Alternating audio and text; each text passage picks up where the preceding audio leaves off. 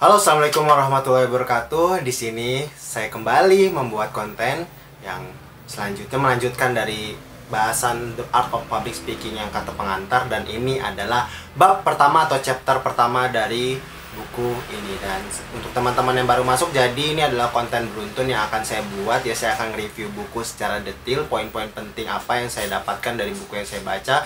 Dan untuk teman-teman yang melanjutkan konten ini dari konten sebelumnya, khususnya yang forward, terima kasih banyak dan selamat menyaksikan. Di sini saya tidak akan nge-cut video saya akan ngomong sepanjang video ini dan tanpa edit. Jadi semoga ini juga bisa melatih public speaking saya, biar apa yang saya sampaikan ini bisa tersampaikan juga ke teman-teman. Dan juga ini adalah challenge tentunya dari buku tentang public speaking, dan saya harus langsung menerapkannya. Baik, oke. Chapter pertama itu judulnya Acquiring Confidence Before an Audience, atau memperoleh percayaan diri sebelum kita berhadapan dengan audiens. Ada 6 poin yang saya dapatkan. 6 plus 1 sih, bonus 7. Jadi yang pertama itu paling penting untuk kita bisa mendapatkan perhatian audiens dan kita bisa lebih pede ya, ibaratnya untuk berhadapan dengan audiens tuh adalah kita banyak-banyak latihan. Ada analogi di buku ini menarik. Jadi buku ini bilang kalau ada seekor kuda yang pada awal pindah dari suatu desa ke desa yang dekat dengan rel kereta, ada kereta lewat, kuda itu langsung lari. Tapi setelah 3 bulan, 5 bulan, bahkan sampai setahun lebih, dia tinggal di desa baru yang ada rel kereta dan sering kereta lewat, dia sudah terbiasa. Dia sudah terbiasa dan dia sudah pede aja ngeliat, oh itu ada kereta, oke. Dan dari poin itu, di sini dijelasin bahwa itulah pentingnya latihan, dianalogikannya. Jadi kalau misalkan kuda itu sudah terbiasa dengan suara itu, ya jadinya nggak akan takut lagi. Suara rel kereta tidak akan takut lagi dengan kereta. Begitupun kita, ketika kita ingin berbicara, kita harus membiasakan diri terlebih dahulu berhadapan dengan banyak orang, latihan dan latihan lagi. Biar apa? Biar kita makin pede ke depannya. Jadi, cara terbaik untuk berbicara adalah berbicara. Seperti yang di kemarin di forward. Oke. Lanjut terus, bismillah, tanpa cut. Saya akan jelaskan semaksimal mungkin poin-poin penting yang ada di buku ini. Oke. Yang pertama ya, latihan dan latihan. Yang kedua, untuk bisa pede di depan publik, kita harus menyerap semua hal yang ingin kita sampaikan. Jadi misalkan ya, teman-teman membahas tentang public speaking kayak saya harus nyerap dulu nih informasinya secara masif dari buku yang saya baca ini, karena saya bahas ini. Dan saya harus bisa pede untuk menyampaikannya, dan akan lebih pede kalau saya sudah paham isi buku ini. Misalkan saya lagi bahas chapter 1 nih, saya akan lebih paham dan akan lebih percaya diri dan nggak takut sama audiens, yang audiensnya adalah teman-teman, dan kalau sekarang ini kamera. Saya akan lebih pede kalau misalnya saya menyerap semua informasinya dengan baik. Dan di sini ada kata-kata menarik. Saya akan ambil beberapa quotes dari tiap bab. Di sini bilang bahwa the first sign of greatness is when a man does not attempt to look and act great. Jadi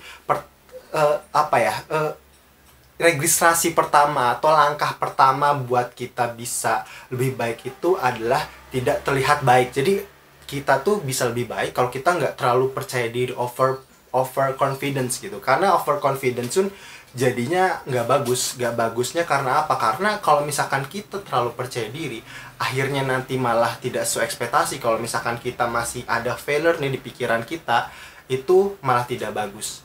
Oke, lanjut. Yang kedua, kita tahu apa yang mau kita sampaikan. Nah, yang mau disampaikan tuh apa? Misalkan kita mau menyampaikan tadi tentang public speaking. Kalau misalkan kita nggak tahu secara detail, misalkan belum menyerap informasi dengan baik apa yang mau kita sampaikan, akan ada blank. Kalau di stand up comedy itu kita udah nulis materi gitu ya, kita lihat komika-komika tampil, tahu-tahu blank. Nah, di situ karena dia tiba-tiba lupa di tengah mau ngomong apa. Bahkan kita juga sering kan, misalkan kita lagi ngomong sesuatu, tiba-tiba kita lupa kita ngomong apa di tengah. Aduh, apa ya misalkan ya? Aduh, kok saya lupa tiba-tiba gitu kan. Terus diingetin sama audiens atau teman-teman yang lagi ngobrol. Oh iya, saya mau ngomong ini gitu kan. Saya mau ngomong ini. Oke, akhirnya dilanjut ngomongnya.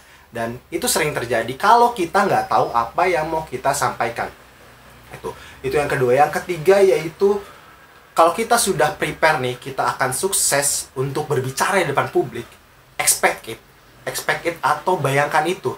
Jadi misalnya nih, oh nanti saya ngomong dengan 5.000 orang. Misalnya waktu itu contoh saya ngomong dengan sekitar 1.000 lah, nggak tahu nyampe 1.000 atau udah 1.000 gitu, audiens anak-anak SMA yang ikut lewat Polban. Dan di situ saya sudah, oh nanti saya ngomong nih depan publik dengan cara seperti ini, dengan audiensnya seperti ini. Jadi saya harus membayangkan, oh saya membayangkan harus sukses nih ininya, apa, public speakingnya, dan harus lancar gitu. Karena saya sudah mempersiapkan, saya sudah menyerap semua informasi yang yang panitia berikan kepada saya, dan saya sudah siapkan lewat presentasi. Jadi itu yang bisa saya siapkan. Dan di sini ada quotes menarik di subbab ini. Ada quotesnya gini bilang, if you believe you will fail, there is no hope for you. Jadi yang paling penting itu adalah mindset kita dulu. Kalau kita misalkan mau ngomong nih ya di banyak orang, mindset kita mindset gagal, maka kita akan gagal. Karena di sini ada contoh nih ya. Jadi waktu itu Charles Dickens ya, adalah orang luar negeri. Saya analogikan gini aja. Jadi dulu ada si Udin tuh minta tolong si Ucup untuk ngomong di depan publik. Nah tiba-tiba si Ucup tuh grogi di tengah, akhirnya dia nggak pede dan dia malah mundur, malah ngeblank gitu. Nah si Ucup langsung bilang ke Udin, tuh kan gue udah bilang sebelumnya ke lu, kalau misalkan gue ngomong gue bakal kayak gini. Dan si Udin bilang, ya itu bakal terjadi karena lu mikir seperti itu. Jadi semua itu balik lagi ke mindset kita. Kita kalau misalnya kita yakin kita berhasil gitu, kita bisa membayangkan, maka kita akan berhasil.